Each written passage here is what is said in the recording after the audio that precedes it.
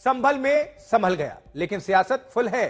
जी हां, मामला संभला और देखिए संभल जाने पर अड़े समाजवादी प्रतिनिधिमंडल के नेताओं को जगह जगह पर रोका गया है। प्रतिनिधिमंडल की अगुवाई करने वाले माता प्रसाद पांडे को, जो एलओपी हैं, लीडर ऑफ अपोजिशन, उनके लखनऊ वाले घर पर ही रोका गया है। तो दिल्ली से निकले संभल के सांसद जियाउर रहमान बर्क और हरेंद्र मलिक नदवी को गाजियाबाद बॉर्डर में घुसने नहीं दिया गया।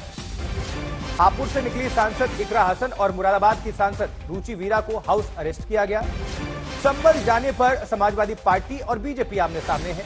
समाजवादी पार्टी ने मौलिक अधिकारों का हनन बताया तो डिप्टी सीएम ब्रजेश पाठक ने कहा है समाजवादी पार्टी के नेता पॉलिटिक्स टूरिज्म कर रहे हैं और डीएम ने 163 का हवाला दिया है।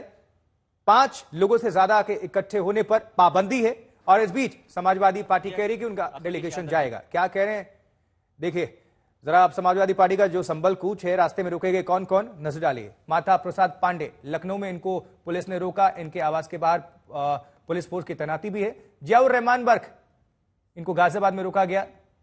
इकरा हसन को भी रोका गया। रुचि वीरा, मुरादाबाद में इनको रोका गया। हरेंद्र मलिक को बॉर्डर पर गाजीपुर में रोका गया। इसको लेकर भी तनातनी और माहौल गरमाया हुआ है। 4 तस्वीरें लखनऊ, मुरादाबाद, गाजियाबाद और हापुड़ की तस्वीरें दिखा रहे हैं। हो गए हैं जी।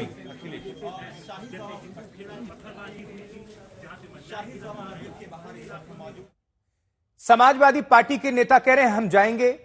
शासन प्रशासन की तरफ से कहा जा रहा है कि 163 लागू है, 5 से ज्यादा लोग इकट्ठा नहीं हो सकते। कानून व्यवस्था कायम करना राज्य सरकार की जिम्मेदारी है, सुप्रीम कोर्ट ने भी कहा था। अब इसको लेकर तनातनी हो रही है। समाजवादी पार्टी के लीडर्स कह रहे हैं, आपको सुनवा देते हैं साथ साथ।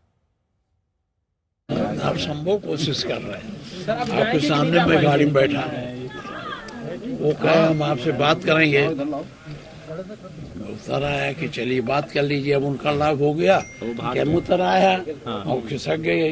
कहानी का बात कर रहे हैं, अधिकारी डीजीपी जी से बात कर रहे हैं। डीजीपी जी का उससे कुछ नहीं बात कर रहे हैं, वो गैर जिम्मेदार है। डीजीपी गैर जिम्मेदार हैं इस मामले में।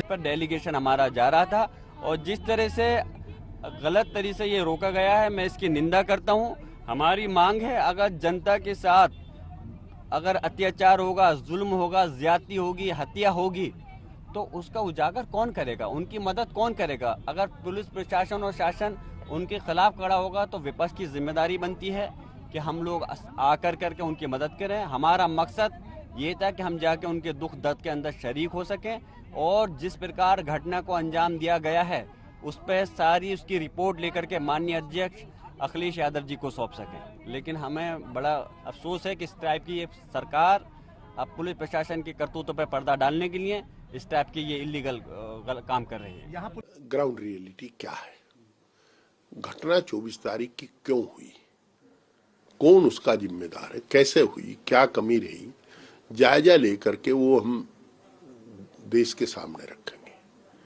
प्रेस के माध्यम से, सदन के माध्यम से अगर अनुमति होगी सरकार के सामने रखेंगे। चाहेंगे कि इसे आधार मान करके कार्रवाई करें। देखिए हम ही जानते हैं सरकार की आंख नाक कान जिला प्रशासन, पर जब जिला प्रशासन खुद इन्वॉल्व हो किसी मामले में, पार्टी बना हुआ हो, तो सरकार को दूसरे माध्यम भी अपनाने चाहिए। तो अगर हमारे से कोई दिक्कत होती है, हमारी यात्रा की वीडियोग्राफी करा लें, प्रेस को बुला लें, अपनी भी वीडियोग्राफी करा, प्रेस की भी करा लें। अगर हम कोई उत्तेजक कार्रवाई करेंगे, हम कोई गलत असंवैधानिक कृत्य करेंगे तो हम पनिश होंगे। आपको प्रतिनिधि मंडल में भेजा जा रहा है जी, पर रोकथाम लगी हुई है तो आगे की क्या स्टेटस रहेगा आपका? देखिए जैसे ही इजाजत मिलेगी हम लोग पहुंचेंगे वहां अपने लोगों के बीच और उनकी हर संभव मदद करने की कोशिश करेंगे। लगातार हम संसद में भी प्रयास कर रहे हैं आवाज उठाने का, लेकिन स्थगित की जा रही है संसद। तो अगले हफ्ते हमें उम्मीद है कि संभल के विषय पे चर्चा होगी संसद में। आपकी पार्टी के 3 सांसद गाजियाबाद में रोके गए, वो वहाँ संभल जा रहे थे जी। तो क्या आगे क्या जी हमें आज वहाँ जाना था। तो क्या प्रयास करेंगे आप वहाँ जाने का? आपको फोर्स रोक रही है यहाँ पे?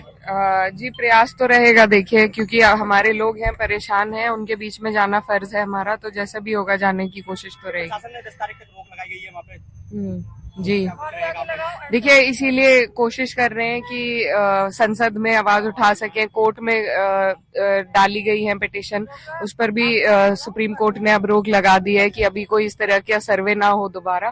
तो कोशिशें हर तरीके से चल रही है।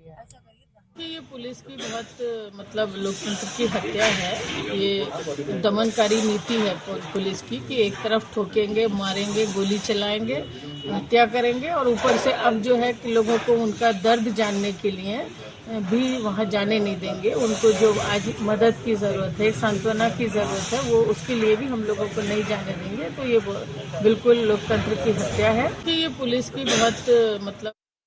अपने सहयोगी अमित भारद्वाज का रुख करेंगे, हमारे संवाददाता हमारे साथ जुड़े हुए हैं। अमित, इस वक्त क्या हालात है संभल में, और ये जो तनातनी है उसको लेकर क्या हलचल है? क्योंकि पुलिस प्रशासन अपनी दलील दे रहा है 163 को लेकर, और समाजवादी पार्टी के लीडर्स को हम सुन रहे हैं वो आमादा है जाने पर। तो अभी क्या हालात? देखिए आशुतोष, संभल की अगर स्थिति की हम बात करें तो वहां पे लगातार पुलिस विजिल पे, हालांकि कमिश्नर जो मुरादाबाद रेंज के हैं अंजनी कुमार सिंह, वो ये दावा कर रहे हैं कि स्थिति अब कंट्रोल में हो गई है, शांति बहाल है, लेकिन ऐसी कोई भी गतिविधि वो संभल में नहीं होने देंगे जिसकी वजह से पीस डिस्टर्ब हो, शांति डिस्टर्ब हो। और यही वजह है कि प्रशासन की तरफ से अपील की जा रही थी समाजवादी पार्टी के डेलीगेशन को कि वो संभल ना आए। जब स्थिति सामान्य हो जाएगी या फिर जो रिस्ट्रिक्शन लगाया गया है वहां पे लोकल एडमिनिस्ट्रेशन द्वारा, वो रिस्ट्रिक्शन जब विड्रॉ कर लिया जाता है तो वैसी स्थिति में फिर पॉलिटिकल डेलीगेशंस को अलाउ किया जाएगा। जी, और इसके साथ साथ लगातार जो पैरामिलिट्री फोर्सेस की डिप्लॉयमेंट है, पुलिस की डिप्लॉयमेंट है, पीएसी की डिप्लॉयमेंट है, वो बनी हुई है। कल शाम भी बाजार में वहां पे फ्लैग मार्च निकाला गया, वज्रवाहन के थ्रू आरएएफ के फोर्स जो है वो पूरे बाजार में घूम रहे थे। तो कोशिश ये है कि शांति बरकरार रहे ग्राउंड पे। वहीं दूसरी तरफ राजनीतिक लड़ाई समाजवादी पार्टी और भारतीय जनता पार्टी के बीच छिड़ी हुई है। हरिंदर मलिक से मेरी बात हुई, वो तो ये तक दावा कर रहे थे कि मुझे दिल्ली तक एस्कॉर्ट करके यूपी पुलिस ला रही है। रुचि वीरा ने सुबह मुझसे बात करते हुए दावा किया कि उनको घर में हाउस अरेस्ट करके रखा गया है। तो कुल मिला के समाजवादी पार्टी भी कोशिश कर रही है ग्राउंड पे पहुंचने की, लेकिन एडमिनिस्ट्रेशन की तरफ से कोशिश ये है कि लॉ एंड ऑर्डर के सिचुएशन क्रिएट ना हो, इसलिए किसी डेलीगेशन को, पॉलिटिकल डेलीगेशन को ग्राउंड पे संभल में तो नहीं पहुंचने दिया जाए। इस बीच लोकल अगर सामान्य जनजीवन की बात करें अमित, तो किस तरह से आपको नजर आ रहा है? दुकानें वगैरह खुली हुई हैं, लोग आ जा रहे हैं, सड़कों पर चहल पहल है, शांति है, सब कुछ? दुकानों, बाजार, इन तमाम चीजों को कल की घटना के पहले, शुक्रवार जुमे की नमाज के पहले से ही खुलवा दिया गया था। बृहस्पतिवार को जो बाजार है संभल कोतवाली के आसपास का, जो मेन बाजार माना जाता है संभल का, उसको सुचारू करा दिया गया था। लोगों से अपील की गई थी कि आप फिर से अपनी रोजमर्रा की जिंदगी में वैसे ही काम करें जैसे करते थे। हालांकि कल जब जुमे की नमाज हो रही थी तो मस्जिद, शाही जामा मस्जिद के आसपास की दुकानें बंद की गई थी। वो कल की सिचुएशन के हिसाब से किया गया था। ठीक है अमित, नजर बनाकर रखिएगा, दोबारा आपका हम रुख करेंगे और ज्यादा जानकारी आपसे हासिल करने के लिए। बहरहाल आपका शुक्रिया।